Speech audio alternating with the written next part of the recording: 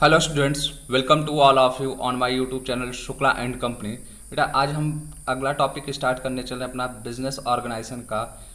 Topic को start करें उससे पहले आपको कुछ चीज़ें बता देते हैं। लास्ट क्लास में हमने आपको एक चीज़ बताया था कि ज्वाइंट हिंदू फैमिली से रिलेटेड, कि उससे रिलेटेड जो भी बिजनेस चल रहा है ज्वाइंट हिंदू फैमिली का, कौन सा उसका कानून है। तो हमने ज्वाइंट हिंदू सक्सेशन के बारे में आपको बताया था। तो एक चीज़ उसमें हल्का सा करेक्शन कीजिएगा, ज्वाइंट हिंदू सक्सेशन जो था वो 1956 है। हम आपको 1955 बता दिए थे बेटा, वो 1955 को करेक्ट कर लीजिएगा 1956। और दूसरी चीज़ की लास्ट में हमने पीडीएफ आपको ग्रुप में जो भेजा था, तो वहाँ पे कुछ बच्चों ने पार्टनरशिप से रिलेटेड डाउट्स क्रिएट किया कि सर पार्टनर्स की लायबिलिटी जो होती है वो लिमिटेड और अनलिमिटेड तो दोनों होती है। तो आप यहाँ पे ध्यान दीजिए बेटा कि अगर आपसे नॉर्मली पूछा जाए पार्टनर्स की लायबिलिटी क्या होता है, वो अनलिमिटेड ही होगी। कि जो लिमिटेड लायबिलिटी की बात की गई है वो स्पेशल केसेस में है, means special types of partners के जब बात की जाए तब वहाँ पे आप लिमिटेड की बात करेंगे। लेकिन जब तक आपको उस चीज़ को इंडिकेट नहीं किया जा रहा है, सिर्फ और सिर्फ आपसे पूछा जाता है पार्टनरशिप में पार्टनर्स की लायबिलिटी क्या होती है, तो उसको आप अनलिमिटेड कहिए। नहीं तो आप देखेंगे जैसे कंपनी के देखेंगे, लास्ट क्लास में हमने बात किया था बहुत सी टाइप्स की कंपनियां हैं, तो अब उसके अकॉर्डिंग देखेंगे तो नंबर ऑफ मेंबर्स की बात हम करें या पेड अप कैपिटल की बात करें, मिनिमम सब्सक्रिप्शन, तो वो कह सकते हैं कि जो हमारी कंपनियां हैं डिफरेंट टाइप्स के अकॉर्डिंग क्या हो रहा है कि हर चीज़ें वेरी कर जा रही हैं। तो लेकिन अगर हमें किसी एक स्पेशल चीज़ के बारे में बात किया जाए, नॉर्मली हम कंपनी के बारे में बात करें, तो कंपनी में क्या किया जाता है, हम मान कर चलते हैं कि वहाँ पे जो लायबिलिटीज़ होती है लिमिटेड होती है। लेकिन आप वहाँ पे देखेंगे कुछ शेयर होल्डर्स अगर क्या करें कि गारंटी दे दे कंपनी को, तो वो जिस अमाउंट तक गारंटी देंगे वहाँ तक उनकी लायबिलिटी हो जाएगी, या हम कहें उनका जो अनपेड अप अमाउंट होता है उस तक होती है। तो इस चीज़ पे आपको थोड़ा सा क्लियरिटी रखें, और यही सारी चीज़ें हम आपसे बोलते हैं कि जो आपको बीएचयू आपके माइंड में डाउट क्रिएट करता है, यही सारे पॉइंट्स पे करता है कि जहाँ पे इस समय आपके माइंड में डाउट्स आ रहे हैं। आई होप अब आपको समझ में आया होगा टॉपिक। अब आप क्वेश्चन सुन लीजिए जिसका आपको कमेंट बॉक्स में आंसर देना है। पहला क्वेश्चन आपका है कि chartered company and statutory companies में डिफरेंस क्या है, ठीक। सेकंड क्वेश्चन आपका है कि पब्लिक कंपनी के केस में मैनेजरियल रेम्यूनरेशन कितने परसेंट होना चाहिए, ठीक। और थर्ड क्वेश्चन आपका है कि प्राइवेट कंपनी में मिनिमम डायरेक्टर्स कितने होने चाहिए। ये आपके 3 क्वेश्चन हैं जिनका आपको कमेंट बॉक्स में आंसर करना है बेटा, और सभी लोग आंसर किया करिए। इससे क्या होगा बेटा कि आपका जो पिछले क्लास से रिलेटेड होता है वो रिवीजन होता रहेगा, आपको टॉपिक्स याद हो जाएंगे, रटने नहीं पड़ेंगे, ठीक। आइए चलते हैं आज की क्लास पे। कि पिछले क्लास में हमने कंपनीज के टाइप्स पे बात करा था, तो आज हम उसी को कंटिन्यू करते हैं। On the basis of ownership company का टाइप्स हम देखते हैं। तो पहला जो हमारा है गवर्नमेंट कंपनी है, मीन्स स्वामित्व के आधार पे।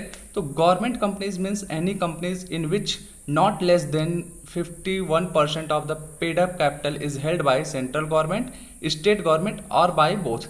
कहने का मतलब बेटा ये है कि कोई भी कंपनी हो, अगर उसमें हम बोले कि 51% जो paid up share capital total है उसका 51% कि गवर्नमेंट के द्वारा रखा जा रहा है। अब गवर्नमेंट में क्या हो सकती है, केंद्र सरकार, राज्य सरकार, या केंद्र सरकार और राज्य सरकार दोनों मिलकर, mean central government, state government, या सेंट्रल एंड स्टेट दोनों मिलकर ले रहे हैं, 51% शेयर होल्ड कर रहे हैं, तो कंपनी गवर्नमेंट कंपनी कहलाएगी। फिर आगे बोला according to amendments of 1960 those companies are also government companies which are subsidiary of government company. अब यहाँ सब्सिडरी कंपनी क्या होता है अभी आपका आगे चल के क्लियर हो जाएगा, थोड़ा सा इस चीज़ को रोक के रखिए क्योंकि अभी अगला हमारा जो टाइप्स है उसमें हम होल्डिंग एंड सब्सिडरी के बारे में बताते हैं, ठीक है। तो अब अगला जो यहाँ पे आपसे बोला जाए कि नॉन गवर्नमेंट कंपनीज, तो नॉन गवर्नमेंट कंपनीज कौन सी है, नॉट कंट्रोल और ओन्ड बाय गवर्नमेंट, मीन्स जो गवर्नमेंट के द्वारा कंट्रोल नहीं की जा रही है, या जिसमें हम कहें कि 51% शेयर गवर्नमेंट का नहीं है, तो वो कंपनियां क्या होती हैं, वो गैर सरकारी हैं, वो सरकारी कंपनी नहीं है। तो आइए अगले टॉपिक पे हम चलते हैं। On the basis of control of unit. अब यहाँ पे देखिए हमारा जो अभी आपसे बोले कि होल्डिंग एंड सब्सिडरी के बारे में, सब्सिडरी बात जो आई वो देखिए यहाँ पे आपको पता चलता है बेसिक कंट्रोल यूनिट के आधार पे क्या है कि होल्डिंग कंपनीज। अब होल्डिंग कंपनी क्या होती है, देखिए a holding company in relation to one or more other companies means a company of which such company are subsidiary company if 50+1% of shares are taken by A limited of B, then A is holding company of B। अब देखिए इसका मतलब क्या हुआ। कहने का मतलब यह है कि अगर कोई कंपनी है जो कि दूसरे कंपनी का 51% शेयर होल्ड कर रही है, कि जैसे हमने बताया कि मान लीजिए दो कंपनी है, एक कंपनी है ए लिमिटेड, दूसरी कंपनी है बी लिमिटेड। अगर ए लिमिटेड क्या कर रही है, बी लिमिटेड में 51% शेयर, बी लिमिटेड का 51% शेयर अपने पास रख रही है, तो जो ए लिमिटेड है वो होल्डिंग कंपनी कहलाएगी, क्योंकि जो कह सकते हैं कि जो हम मेजर डिसीजन मेकिंग पावर हो जाएगा वो आपका ए लिमिटेड के पास चला जाएगा। और बी लिमिटेड जो है कि जिसका शेयर ए लिमिटेड के द्वारा रखा गया है वो क्या कहलाएगी, सब्सिडियरी कंपनी कहलाएगी। ठीक, ऐसा नॉर्मली केसेस देखने में मिलता है कि अब होल्डिंग और सब्सिडियरी का कॉन्सेप्ट भी आपको हल्का सा दे देते हैं कि जब कभी कोई कंपनी क्या कर सकते हैं कि लॉस में जाने लगती है या कह सकते हैं बंद होने के कगार पे आती है, तो वो कंपनी क्या करती है कि अपने शेयर्स को दूसरी कंपनी को बेच देती है। तो उससे क्या होता है कि वो कंपनी बंद नहीं हो सकती है या हमका बंद होने से बच जाती है। तो वहाँ पे जब कंपनी अपने शेयर्स को बेच रही है दूसरी वाली कंपनीज को, जो कंपनी उस कंपनी के शेयर को खरीद रही है वो क्या कहलाएगी, होल्डिंग। और होल्डिंग कब, जब वो 50+1% मीन्स हम बोले 51%। जब भी देखिए बेटा कि अभी गवर्नमेंट कंपनी के बारे में हम बात करें या होल्डिंग कंपनी के 51% की बात जब आ रही है, तो कहने का मतलब आपका ये है कि जो आपका आधे से अधिक जब किसी के पास चला जाता है, मीन्स उसके पास आप कह सकते हैं कि डिसीजन मेकिंग पावर उसके पास चला जाता है। कि आप भी घर में देखते होंगे कि जिसके पास अधिक शेयर है उसी को आप कह सकते हैं कि बलशाली है, वही चीज उसका कह सकते हैं कि डोमिनेशन बढ़ जाता है।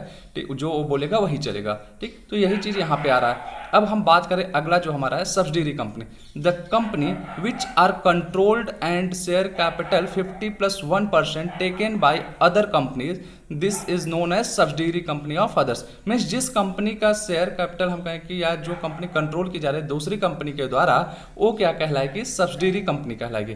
फिर देखिए subsidiary company can not purchase share in holding company. आगे ये बोल रहा है कि जो सब्सिडियरी कंपनी है होल्डिंग कंपनीज का शेयर कभी परचेज नहीं कर सकती। ऐसा इसलिए बोल रहा है कि मान लीजिए कि सब्सिडियरी कंपनी क्या करने लगी, होल्डिंग कंपनी के शेयर्स परचेज करने लगी, तो परचेज करते करते हो सकता है कि वो होल्डिंग कंपनी के शेयर्स को मोर देन 50% अगर परचेज कर लिया तो क्या हो जाएगी, जो होल्डिंग कंपनी थी उस सब्सिडियरी कंपनी का सब्सिडियरी बन जाएगा। तो इसलिए यहाँ पे चीज़ लगाया गया, क्लॉज किया गया है कि सब्सिडियरी कंपनी होल्डिंग कंपनी में कभी शेयर परचेज नहीं कर सकती है। ठीक, अब आगे चलते हैं अगले टॉपिक पे। On the basis of nationality means राष्ट्रीयता के आधार पे कंपनी की बात कर रहा है, तो Indian company, a company incorporated in India and having a place of business in India is Indian company. कहने का मतलब कि अगर कोई कंपनी इंडियन कंपनीज एक्ट के अकॉर्डिंग इंडिया में रजिस्टर्ड हो रही है और उसका बिजनेस प्लेस इंडिया में है, तो क्या कहलाएगी, इंडियन कंपनी कहलाएगी। और ऐसा भी हो सकता है कि उस कंपनी का business place out of India भी हो सकता है, ऐसी बात नहीं। मेन चीज़ जो यहाँ पे हम आपको बोलें कि ध्यान देने वाली बात है, उस कंपनी का रजिस्टर्ड ऑफिस इंडिया में होना चाहिए और इंडियन कंपनीज एक्ट के अकॉर्डिंग उसका रजिस्ट्रेशन होना चाहिए, तो इंडियन कंपनी कहलाएगी। अगला जो आपका है foreign company. Foreign company means any company or body corporated incorporated outside India. Means कोई भी कंपनी हो या कोई भी संस्था हो जो कह सकते हैं कि इंडिया के बाहर, या हम कहें कि इंडियन कंपनीज एक्ट के अकॉर्डिंग नहीं रजिस्ट्रेशन हुआ जिसका, वो क्या कहलाएगी, फॉरेन कंपनी या विदेशी कंपनी कहलाएगी। ठीक, अब हम चलते हैं अपने अगले टॉपिक पे, इंपॉर्टेंट डॉक्यूमेंट्स ऑफ कंपनी। देखिए कि जो कंपनी के महत्वपूर्ण दस्तावेज है उसके बारे में हम यहाँ पे बात करने चले, और इससे भी आप याद रखिएगा आपके अच्छे खासे क्वेश्चंस आते हैं। मीन्स आपका जो डॉक्यूमेंट्स की बात होने चल रही है, हमारे 3 महत्वपूर्ण दस्तावेज होते हैं किसी कंपनी के, कि मेमोरेंडम ऑफ एसोसिएशन, फिर आपका आर्टिकल एंड प्रॉस्पेक्टस। यहाँ पे आपको हम देखिए सीरियल में दिखा दिए कि prospectus, memorandum of association, article of association, हम इन तीनों के बारे में बात करने वाले हैं। आइए अगले टॉपिक पे चलते हैं, प्रॉस्पेक्टस पे हम बात करते हैं। प्रॉस्पेक्टस क्या होता है इसको देखिएगा कि prospectus is a documents inviting deposits or offer from the public for the subscription of its share and debentures and for providing knowledge about company. कि प्रॉस्पेक्टस को, जिसको आप प्रोरेगुलर बोलते हैं, कि अगर सीधी भाषा में हम आपको बोलें कि या सरल लैंग्वेज में आपसे बोलें बेटा, कि प्रॉस्पेक्टस एक ऐसी चीज़ है जो क्या करे कि जनता को कंपनी में पैसा लगाने के लिए ऑफर कर रही है, उनको निमंत्रण दे रही है, और हम बोलें कि जो कंपनी का ऋण पत्र है उसको खरीदने के लिए उनको निमंत्रण दे रही है।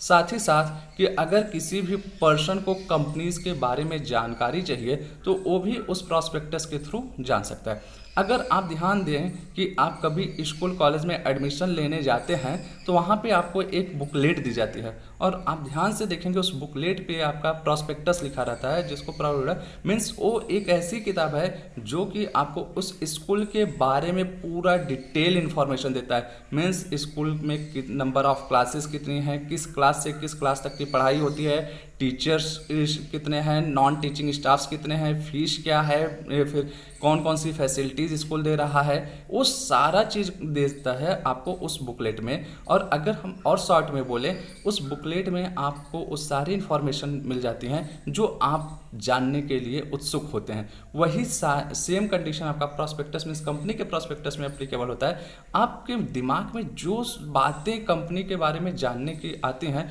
उस सारी बातों का आप कह सकते हैं कि समाधान, या हम कहें कि उस सारी बातों का आपका उत्तर उस प्रॉस्पेक्टस में आपको मिल सकता है।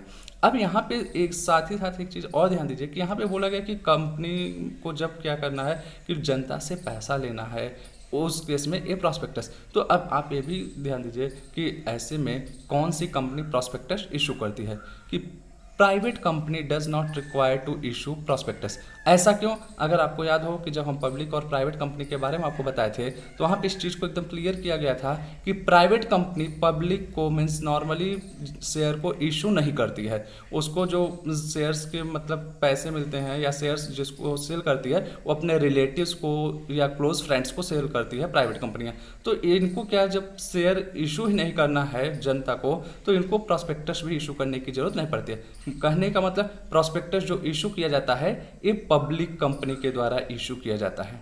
ठीक, अब बात करें contents of prospectus means prospectus में कौन कौन सी चीज़ें दी जाती हैं। हमने तो आपको एक ओवरव्यू दे दिया, फिर कुछ पॉइंट्स में भी आप देख लीजिए कि कौन कौन सी मेन चीज़ें दी जाती हैं। नेम एड्रेस ऑफ कंपनी, कहने का मतलब कंपनी का नाम क्या है, कंपनी का रजिस्टर्ड ऑफिस का एड्रेस क्या है, वो चीज़ें, सेक्रेटरी कौन है कंपनी का, ऑडिटर्स कौन होगा कंपनी का, लीगल एडवाइजर मीन्स कह सकते हैं कि सलाहकार कौन होगा कंपनी का कानूनी तौर पे, अंडर राइटर्स कौन होगा कि जो कंपनी के शेयर्स को बिकवाने की बात कर रहा है, फिर date of opening and closing of issue, किस डेट से मीन्स शेयर को परचेज करने के लिए ऑफर दिया जा रहा है और वो डेट कब समाप्त होने वाली है, फिर number and types of share, कितने शेयर इशू किए जाएंगे और उनका टाइप्स प्रेफरेंस शेयर होगा कि इक्विटी शेयर होगा, या प्रेफरेंस में भी बहुत सारे प्रकार होते हैं उसकी बात करा। Premium and discount on share, कि शेयर जो है आपका प्रीमियम पे इशू होगा या डिस्काउंट पे होगा। ठीक, अब एक क्वेश्चन हम आपको यहाँ पे और दे रहे हैं कि खास तौर से जो हम कहें कि ग्रेजुएशन के बच्चे हैं बीकॉम वाले उनके लिए, कि आप ये बताइए क्या कोई कंपनी अपना शेयर डिस्काउंट पे इशू कर सकती है या नहीं। ठीक, एक ग्रेजुएशन वालों के लिए तो कंपल्सरी है आंसर करना। ठीक, अगर नहीं कर सकती है तो क्यों नहीं कर सकती। ठीक, इसको भी कमेंट बॉक्स में आप आंसर कीजिएगा। फिर अगला आपका है minimum subscription and objective of companies. Minimum subscription के बारे में हम लास्ट क्लास में आपको बताया था कि मीन्स 90% होना चाहिए टोटल इशू का, एंड 5% ऑफ फेस वैल्यू का मिनिमम सब्सक्रिप्शन आपका होना चाहिए। एंड यहाँ पे ऑब्जेक्टिव मीन्स कंपनी का उद्देश्य क्या है, किस ऑब्जेक्टिव के साथ कंपनी फॉर्म की गई है। फिर appointments of director and remuneration, कौन कौन लोग कंपनी के डायरेक्टर होंगे, उनकी रेम्युनरेशन क्या होगी। इसी तरीके से बेटा हम बोले कि बहुत सारी चीज़ें क्या कर सकते हैं कि आप प्रॉस्पेक्टस में दे सकते हैं, या हम कहें कि जो जो आपके माइंड में as a normal public means as a investor जब आप कंपनी में पैसा इन्वेस्ट करने जा रहे हैं, जो क्वेश्चंस आपके माइंड में आने चाहिए उन सारे क्वेश्चंस का आंसर आपके प्रॉस्पेक्टस में मिलता है। ठीक, तो आज की क्लास को हम यहीं पे वाइंड अप करते हैं। नेक्स्ट क्लास में जब हम मिलेंगे तो अपने अगले टॉपिक्स पे बात करेंगे जो हमारे कंपनीज के अदर डॉक्यूमेंट्स हैं, और कंपनीज के बारे में और डिटेल में हम अगली क्लास में बात करने वाले हैं। तब तक के लिए गुड लक, थैंक यू।